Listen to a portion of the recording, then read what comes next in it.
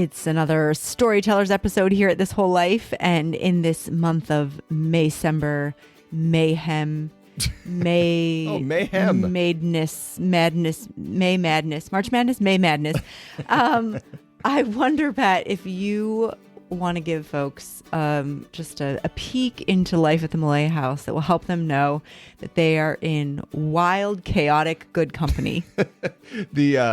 While we act like we are experts on so many things, the reality is we are so far from it. First of all, mayhem is brilliant. I don't know how we haven't thought of that yet. I say that all the time. No? You do? Maybe you didn't realize I was speaking with a capital M hyphen hem. Maybe you didn't hear that. I didn't get that it was there was. I didn't see the hashtag in front of it. Sorry, yes. So first of all, that is bananas. Second of all, this story is from, 8 years ago. So this is not a new story. Our life has been like this for a long time, and it's not better now than it was then. So can't even blame the twins, really. Correct. Right. Yes, it's true.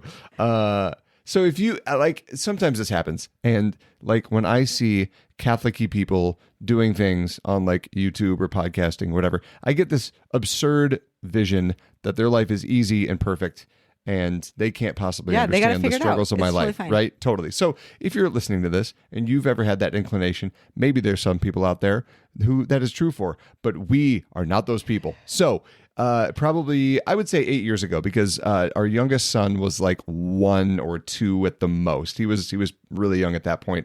You were pregnant with our twin daughters. Mm-hmm. So yeah, he would have been like 1. Yeah, it would have been like 1.5. 8 years ago. Yeah, because they just turned 7, so just under 8 years ago, something like that. Okay, so you are, as it's well documented, you were born in the great state of Hawaii. Mm-hmm. Shout out to all of our Hawaiians out there.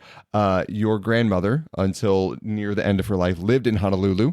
And she, like many grandmothers, would send us, and especially our children, crap that no one needs, right? Which is just, it's the great vocation of every grandparent, is spoiling people. But let's be real. The Walgreens in Hawaii hits differently than the Walgreens in Minnesota. So the crap was fun. Are you sure it wasn't a Hallmark store? I feel like it was a retail Hallmark. Yes, yeah. Sometimes yes. But yes, it was fun. You're right.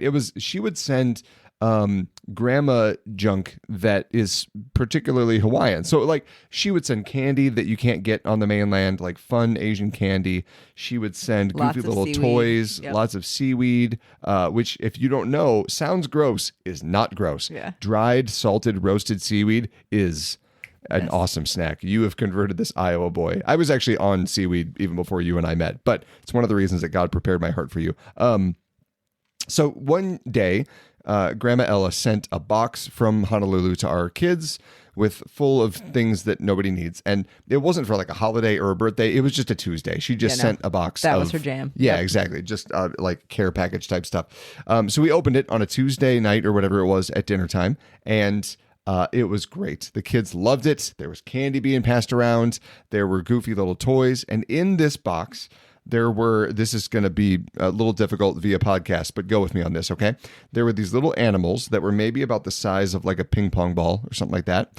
And each animal came with a straw. And the animal was shaped as if it were like hugging a palm tree with its arms and legs, right? And what you did was you put the straw through the arms and legs so it was hugging the straw.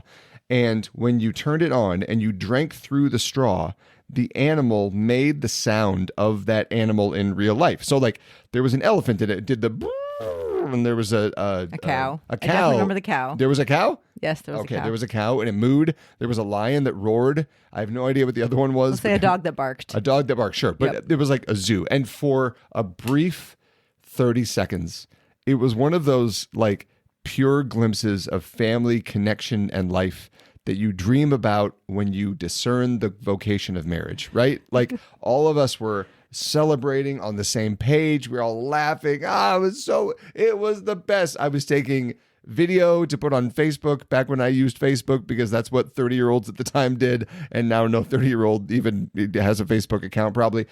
It was delightful, again, for about 30 seconds. It sounded like a zoo at our dining room table, but like a real zoo, not the zoo that is actually at our dining room table every single night. And then things began to happen after about 30 seconds, right? So our youngest son was like 1 or 2. He dropped his little straw animal thing and it rolled under the table. And he went to go get it innocently. And when he grabbed it, he's 1 or 2. So he just stood up and he Oh, I just hit the headphones really hard. He hit his head under the bottom of the table super hard. And he was really upset because he was in pain. So I do my best to be a good father. I fail often, but I do my best. So I went to scoop him up. And I'm sitting on an exercise ball, which was my constant perch at the end of my pregnancy with the twins, feeling like a little like can't help the kid under the table. Now he's crying, can't lift him up. Like pretty You helpless, are flailing. Carrying 2 children beached already whale. on Yes. the inside. Oh, so man. you are a little bit limited in your physical capabilities. So I pick up our son and I'm comforting him as best I can. But when he, and like many kids, but this kid in particular, when he gets hurt, he gets embarrassed. He doesn't want anyone to look at him. So me going near him was embarrassing and humiliating. So before I could even pick him up, actually, he sees me coming, gets humiliated, flings himself backwards, and bangs his head against the ground now. So now he has like a lump on his head and on the back of his head. And now he's We're really winning here. really ticked. In the family He's dinner. super mad. Right. Everyone is like frozen watching this kid. I do pick him up finally. I save him from himself and I'm holding him. And the problem now is that he is super upset and really pissed. So he's flailing and flinging his arms and legs around, so much so out of control that he takes the straw that he had just picked off the ground. And I think unintentionally. Let's go unintentional. Let's hope. Yeah. Sticks it directly into my right eyeball. And I mean really hard, you guys. like tantrum fit. Oh my gosh. Yeah, like he could have been like trying to throw it into a dartboard. Like it was so hard. So I'm covering my right eye. It's like I'm convinced that I'm going to be blind in that eye for a second now. It was terrible. So I put him down. I'm holding my right eye, and I don't often beat the walls of our house. I'm not that kind of a guy typically, but I'm slapping the wall of the house to try to stop myself from like you would say Expletive like after expletive. teaching our kids vocabulary words that they don't need at that point, right? Yes. So again, like I try to not be that angry of a father, and I don't typically hit our house. So the next son up, who was like 3, sees me doing this and gets really scared because daddy doesn't usually punch the house. So he starts crying because I am freaking out, holding my eye, hitting the wall. And in the midst of all this, our oldest daughter says really quietly, but in this voice that makes every parent pay attention, she just goes, "Mommy."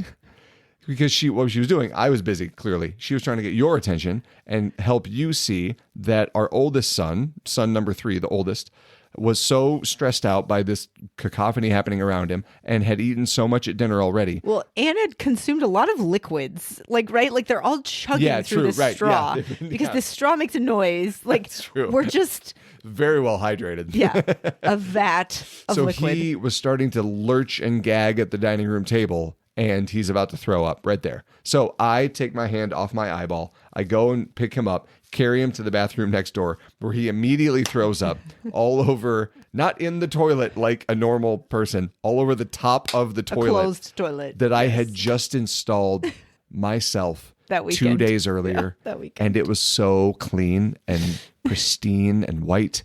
And then it was very not clean.